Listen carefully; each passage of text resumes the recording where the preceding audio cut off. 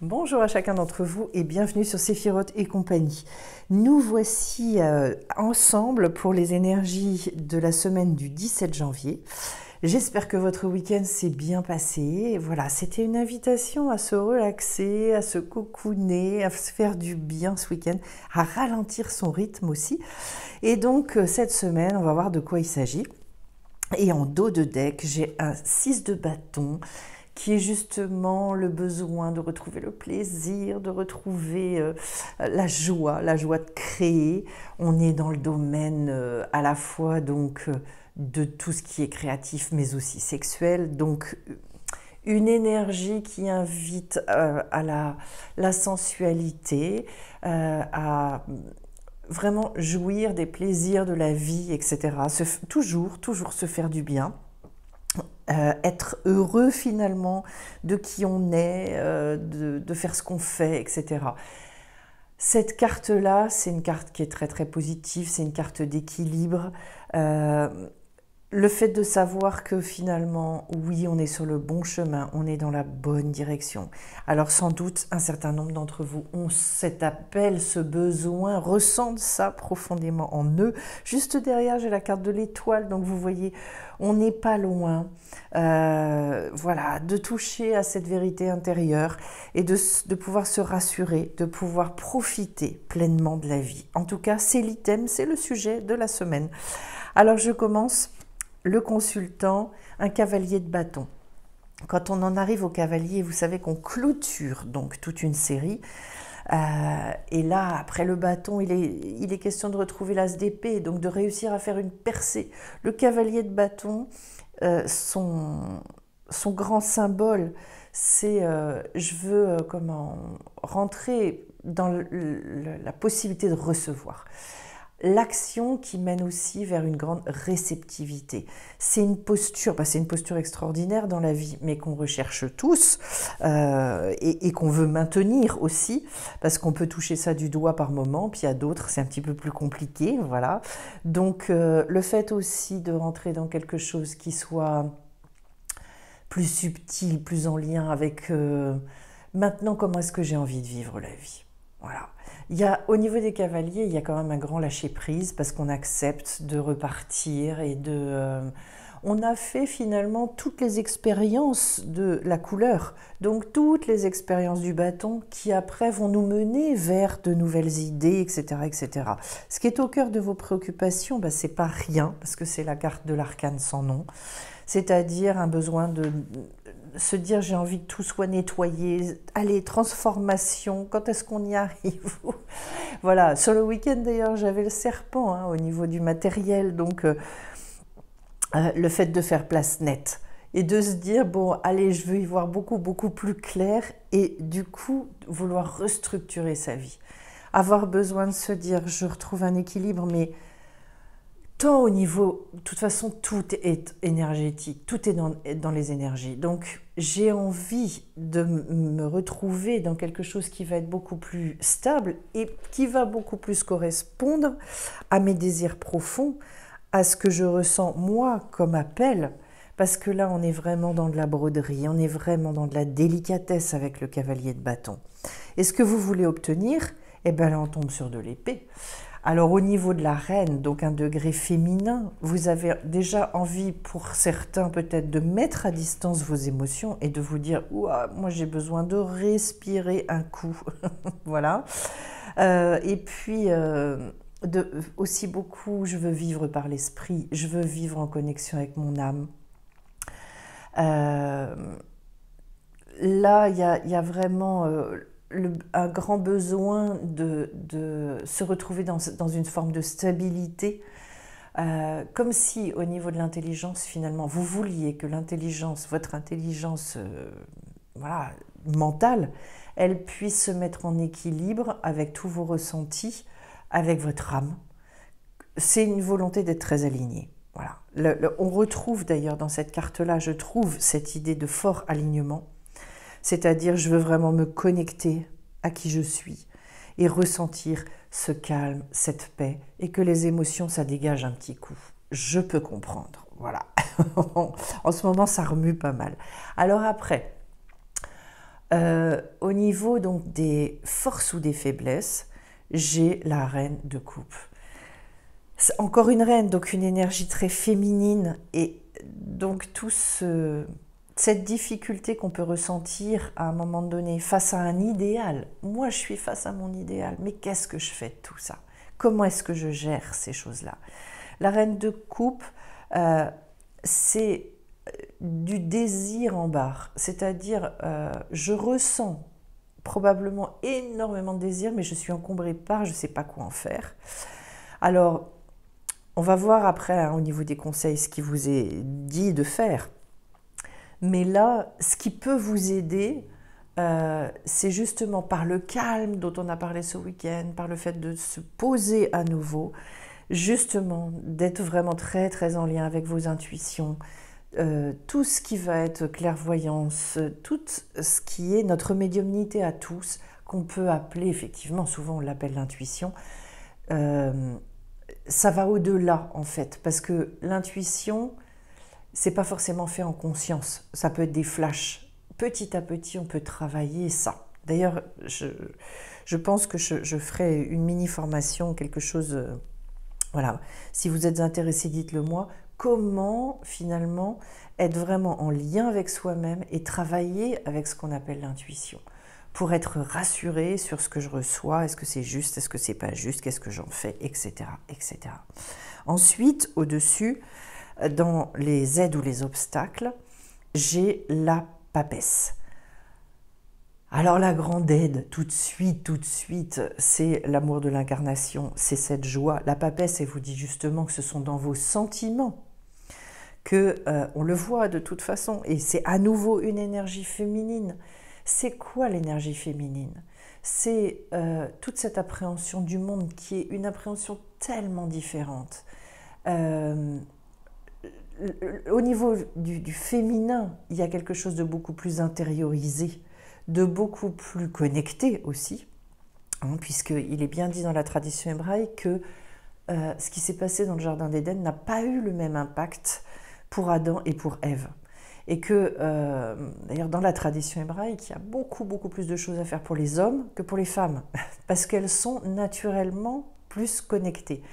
Donc, voilà, au niveau du féminin, eh bien, ce féminin, il doit, à mon avis, être remis à l'honneur dans tout ce qui va contenir, justement, qui dépasse ce côté trop cartésien, trop peut-être... trop dans le fait de vouloir faire plier les choses à sa volonté. Imaginez et mettez-vous vraiment dans l'esprit d'une gestation, parce que c'est bien ça dont il est question avec cette carte-là, en sachant qu'en fait, la solution pour moi, c'est réussir à exprimer l'amour que l'on ressent pour l'existence. Voilà, plus j'aime vivre, plus je reconnais ce qui se passe d'absolument formidable autour de moi, et plus je vais nourrir finalement un cercle extrêmement positif dans la vie. Voilà, c'est pas facile à faire, hein, mais d'ailleurs, j'ai oublié de vous parler de l'énergie extérieure, c'est formidable. Ça vient justement corroborer ce que j'étais en train de me dire dans ma tête, c'est-à-dire c'est un retournement à opérer. L'énergie extérieure, c'est le pendu. Donc on vous dit bien, mettez-vous au calme, recentrez-vous. C'est là finalement, et c'est dans cette espèce de sensation parfois de vide, que finalement, d'abord viennent les plus grandes idées. C'est sûrement pas dans le brouhaha, dans l'anxiété, dans parfois l'angoisse même. C'est pas quand on essaye de faire les choses. J'ai étonné certaines personnes en formation cette semaine en disant il y a des fois, et quand vraiment je le sens pas au niveau de mon tirage et que je me lance quand même parce que je me dis il faut que tu le fasses, et bien il y a des fois je me dis mais non mais c'est pas possible, je peux pas poster un truc comme ça, et je le fous à la poubelle parce que de toute façon moi-même j'ai pas envie de le réécouter. Donc voilà, alors il y avait quelqu'un qui me disait ah bon, vous aussi? Ben, je dis oui, moi aussi, bien sûr moi aussi. Et ça m'apprend effectivement à chaque fois de me dire ben, quand c'est pas le moment, c'est tout. Donc lâche, fais autre chose et puis c'est tout. S'il y a moins de vidéos, il y aura moins de vidéos, c'est pas grave. Mais en tout cas, et c'est ça cette espèce d'exigence de finalement se recentrer, se retrouver avec soi. Le pendu, c'est vraiment ce moment où justement il faut attendre ce sentiment de plénitude, accepter de complètement lâcher prise, d'aller aussi et de travailler beaucoup avec ce qui nous dépasse, beaucoup, beaucoup, et de faire vraiment en fonction de là où on en est, au moment où on en est, et puis de se dire, moi, là, vraiment, le plus important dans ma vie, c'est de me dire, mais là, maintenant, au moment où je vous tourne la vidéo, j'aime ce que je fais, j'aime, voilà, vous transmettre dans ce qui m'appartient en propre, voilà, par rapport bien sûr aux cartes, mais passer par le filtre de ma personnalité, etc. C'est ça, finalement, assumer cette originalité, c'est de se dire, bah oui, ça plaira pas à tout le monde. Mais peu importe, parce que de toute façon, moi, ça me nourrit, ça me fait vibrer. Et à ce moment-là, il y a une justesse qui arrive. C'est extrêmement important de comprendre ça. Voilà, l'énergie extérieure, assumer ce chemin extrêmement personnel. Ce sont vos vibrations, c'est vous qu'on veut voir. Ensuite, donc, alors, au niveau des moyens, des choix que vous avez, j'ai soit la reine de Pentacle, soit le 9 de bâton. La reine de Pentacle, on retrouve d'ailleurs, c'est fou, hein, le nombre d'énergies féminines que j'ai dans le tirage, là, hein, quand même. Allez, faut y aller, messieurs, mesdames, tout le monde. Donc, la reine de Pentacle, en fait, elle est extrêmement en lien avec cette richesse qu'elle porte à l'intérieur d'elle. Elle chérit justement cette richesse intérieure. Elle en a conscience et elle veut se dépasser dans la matière. Ça veut dire quoi concrètement, se dépasser dans la matière? Ça veut dire, c'est pas je vais y aller en essayant de faire plier les choses, mais au contraire, dans justement cette posture de je laisse complètement aller et j'écoute ce qui me dépasse et ce qui est tellement en lien avec moi. Ce qui est moi finalement, que justement je vais réussir à un moment donné à avancer avec beaucoup plus de fluidité, de facilité, parce que je vais être portée par ce qui est tellement juste pour moi. Il y a un côté généreux aussi chez cette femme-là. Finalement, je donne de ma personne, mais je donne de ma personne dans la justesse qui est la mienne. Alors si par exemple, je vais dire n'importe quoi, sur une échelle de 20, si d'habitude je donne à 15 et qu'aujourd'hui je ne suis pas capable et que je suis obligée de donner à 9, eh bien je donne à 9, parce que c'est ma justesse. Mais le 9, il sera meilleur que le 15 à partir du moment où je force rien. Et je pense que ça, c'est quelque chose d'extrêmement juste. Et puis la deuxième conseil ou choix qu'on peut opérer, c'est le 9 de bâton. On est à nouveau, le degré 9, hein, vous savez, ça tourne. Ça y est, on clôture un petit peu quelque chose. Et là, en fait, c'est la fin qui peut être une fin symbolique ou bien alors très concrète de ce qu'on nomme l'ego en règle générale, c'est-à-dire justement de tout ce qui nous turlupine dans la tête sur qu'est-ce qui est bien, comment est-ce qu'il faut bien faire, comment ci, comment ça. Non, l'ego, c'est dans le sens où moi je l'entends, c'est celui qui nous fait travailler justement pour réussir à devenir nous-mêmes. C'est pas un ennemi, c'est un outil. Quand on arrive, pour moi, à cette carte-là, c'est vraiment justement ce lien très puissant que l'on peut avoir avec soi qui nous rend extrêmement créatifs parce qu'en fait, on ne sait jamais véritablement comment on va donner, ce qu'on va donner. Et surtout, oui, le moyen qui va être utilisé. Mais je suis connectée à ma justesse. Ça n'a pas de prix. Le résultat de tout ça, c'est quoi? J'ai la carte de l'empereur. Eh bien, on repart et on arrive à remettre les choses dans la matière, mais cette fois-ci, justement, grâce à cette intuition, de manière beaucoup plus... Là, il y a de la manifestation. Là, on est dans la chair, on est dans les choses très incarnées et matérialisées, à notre rythme. Et ça, je pense que c'est... En ce moment, c'est le maître mot. De toute façon, ça a été le tirage du week-end, mais pour moi... Et c'est normal d'ailleurs parce qu'on est en plein hiver. On est en plein hiver et l'autre jour, en faisant ma marche, je regardais les arbres et je me disais finalement, tout ce que nous on ne voit pas et qui en même temps est en train de se produire, cette sève qui est aspirée et qui retourne finalement, qui revient dans les entrailles de la terre, qui est vraiment l'arbre qui finalement se met dans cet état de latence, de stand-by, et qui en même temps est en train de préparer une remontée de sève extraordinaire qui va permettre toute l'éclosion du printemps. Voilà, et ben c'est ça, c'est finalement, avec cette carte aussi, il y a l'idée d'apprendre à être en maîtrise de soi-même. Donc de retrouver, de se reconnecter à ce profond calme. Oui, je suis en maîtrise de moi-même. Donc, je me laisse plus submerger et emporter, etc. Et c'est pas facile, hein. C'est pas facile. Alors, et puis, deuxième chose, on a cette fois-ci, ça y est, une énergie masculine qui revient. Ce qui montre bien qu'à un moment donné, il y a pour moi une reprise d'ancrage quelque part. On a dépassé cette reine. Quand on en arrive au roi, on est sur un degré plus mature et plus, justement, qui maîtrise plus. Puisque de ce personnage, on dit qu'il règne sur le non-agir. Je le redis, ça ne veut pas dire qu'on ne fait rien, loin de là. Ça veut dire que justement, on n'est pas dans un esprit conquérant, outrancier, mais au contraire, on va à l'essentiel. L'essentiel, je suis connectée à mon essence, à ce qui est vraiment primordial pour moi, et j'avance, je fonce, en acceptant, et c'est énorme, tout ce qui me dépasse. Là, pour moi, ça, ce degré-là, il est très fort, parce que justement, je ne sais pas forcément où les choses vont me mener, mais j'avance, j'y vais.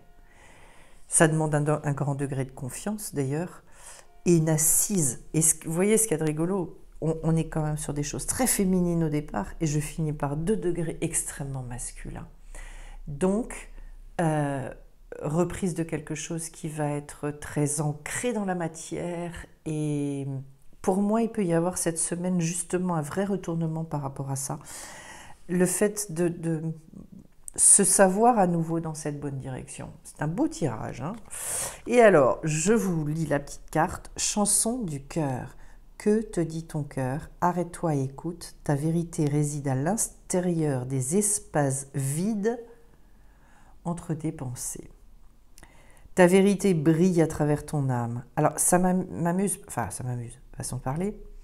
À l'intérieur des espaces vides entre tes pensées, parce que moi, je travaille toujours en méditation avec ce que j'appelle le point zéro, que j'ai appris de mon rave, et donc dans le silence. Silence qui est la nourriture du cerveau. On n'arrive plus à vivre dans ce silence, et pour moi, c'est quelque chose de primordial. Ta vérité brille à travers ton âme, ta vérité est éternelle et immuable, ta vérité est l'amour. Et vous voyez, il est bien question, et on retrouve 3 fois le mot vérité. Vérité, vérité, vérité. C'est vraiment quand je me connecte à ça, qu'à ce moment-là, waouh! Et je vous l'ai dit à l'origine, j'avais l'étoile. Et l'étoile, c'est vraiment ça. C'est la vérité qui sort toute nue du puits. Le personnage qui sort, il est nu. C'est-à-dire, en fait, je ne suis plus cachée, j'ai plus d'habits, j'ai plus rien. C'est un magnifique tirage pour cette semaine. Et je vous souhaite, dans cette douceur, dans ce lâcher, de toucher du doigt ce dont il est question ici, parce que du coup, la vie s'en trouve transformée. Voilà, bah écoutez, je vais vous souhaiter à tous une belle semaine et vous remercier pour vos likes, vos commentaires. Et je me réjouis de vous retrouver très très vite pour bien d'autres énergies. Bye bye.